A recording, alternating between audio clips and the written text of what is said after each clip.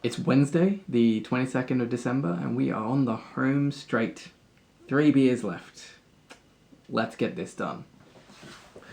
Alright, it's a new Graff today. Always happy to taste a new Graff. See what it is. Not going to forget the mask again this time.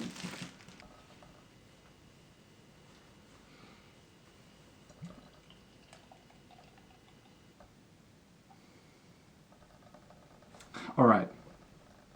We've got some kind of a lager. Pretty sure. Maybe some kind of a pilsner. I don't get very much hop character. It gives me some sort of caramel notes, so it could be a Christmas beer. Could it? Oh, you know what? I think it's the lager. It's the soapy lager notes, which are giving me the impression that it's a Christmas beer. I don't get very much caramel at all. I mean, if it is a dark Christmas beer, if it's a traditional Norwegian Christmas beer, then it's a very restrained one with not very much malt character. Or caramel malt or roasty malt character. I get some sort of lemon zest. Which usually, lemon zest is sort of it's a giveaway for German sort of Tettnanger hops, I think. So, I mean, it's very, very clean. I mean, my brain is going to German pills right now. Let's have a taste.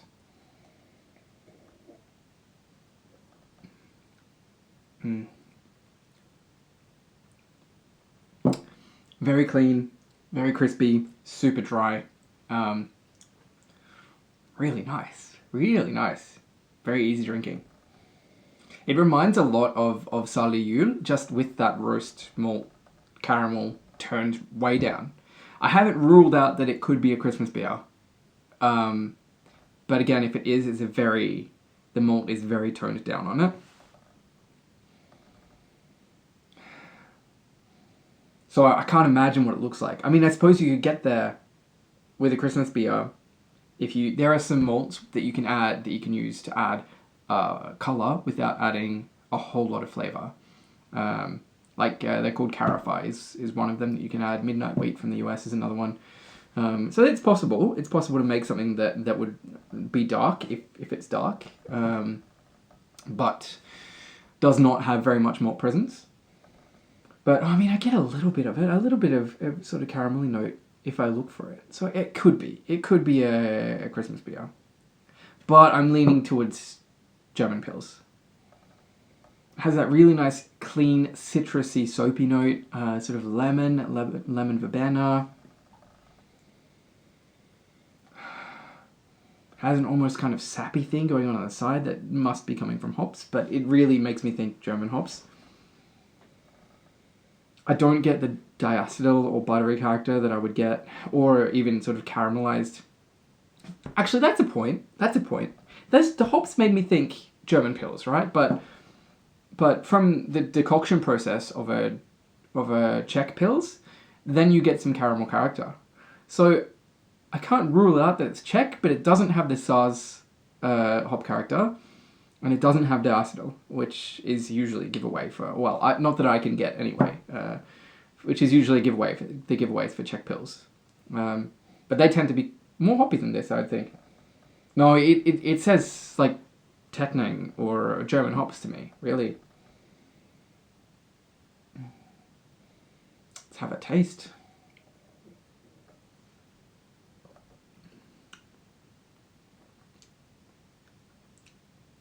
Oh, you know what? It's also got that bitterness.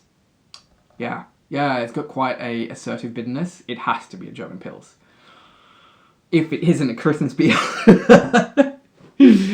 Okay, very excited to take off the mask at this point. I mean, what the hell? If it's a Christmas beer, Well, I think this is just a good old-fashioned, traditional German pils. I can't imagine what else it would be. Let's find out.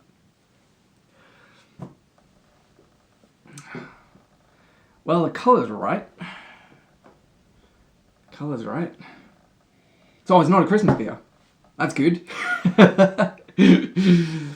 Yeah.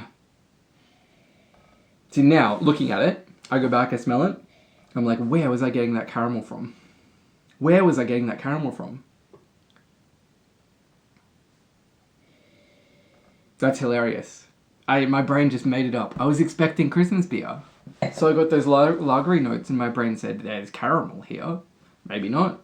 Or on the other hand, maybe it is a Czech Pils. Maybe it's a slightly off-style Czech Pils and the caramel is coming from extra mash decoctions. Decoction, by the way, yeah, shouldn't just say that word because it's kind of a thing. A decoction is so when you make beer, the first thing you do is you make this big porridge with barley, malted barley, and water. And a decoction is where you take some of that mixture out, or you take some of the water from the liquid from that mixture out, and then you boil that. You cook it, you boil it down, and then you add it back to the porridge thing. And the act of boiling it down caramelizes the sugars in it a little bit, and so you get a little bit of caramelly flavor. It's well known as a step that they do in well-brewed traditional Czech beers. They often, people will usually write it on the label because it's a pain in the arse to do it if you don't have a brewery which is made for it, as far as I've understood. So they'll usually make a big deal out of it on the label if they've done a decoction or a triple decoction, as is traditional in Czech Pilsers. I just went back to it and it went a bit weird. It's still lemony, but it's more Cascade lemony now. Now it's making me think maybe there's US hops in it.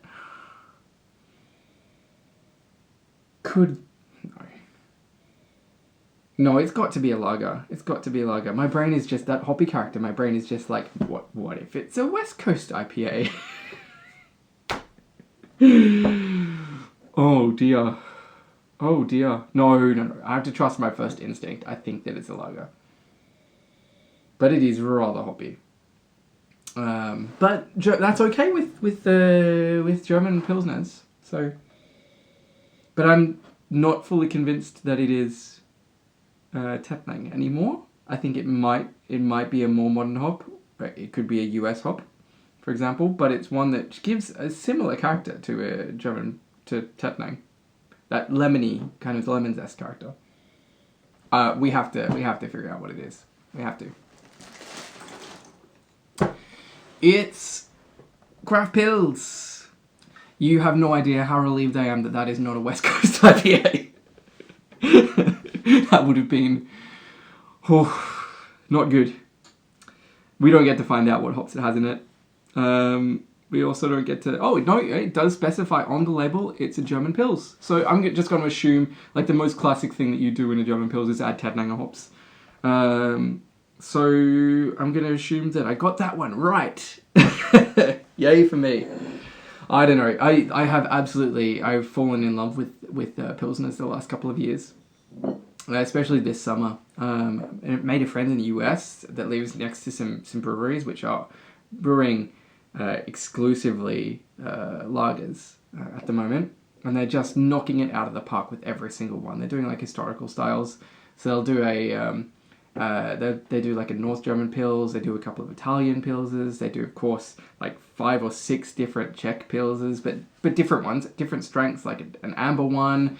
They do Japanese lagers. They all of this different stuff. They really show the diversity that you can have in a lager beer, and so I've absolutely fallen for the super drinkability and the nuance that is the clean nuance that's in a lager. It's the opposite end of the scale to something like an Imperial Stout or a New England IPA, where they're rather sweet, right?